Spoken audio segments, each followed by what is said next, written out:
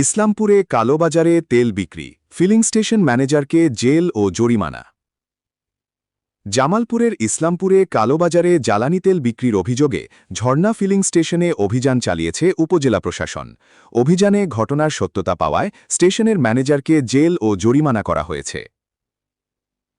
মঙ্গলবার দুপুরে উপজেলার মোশাররফগঞ্জ এলাকায় এই ভ্রাম্যমাণ আদালত পরিচালিত হয়। অভিযানের নেতৃত্ব দেন ইসলামপুর উপজেলার সহকারী কমিশনার ভূমি ও নির্বাহী ম্যাজিস্ট্রেট রেজওয়ান ইফতেখার। অভিযান চলাকালে কালোবাজারে তেল বিক্রির সুনির্দিষ্ট প্রমাণ পাওয়ায় ঝর্ণা ফিলিং স্টেশনের ম্যানেজার মিজানুর রহমানকে নিম্নলিখিত দণ্ড প্রদান করা হয়। আর্থিক জরিমানা ৫০,০০০ টাকা, কারাদণ্ড ১ মাসের বিনাশ্রম কারাদণ্ড।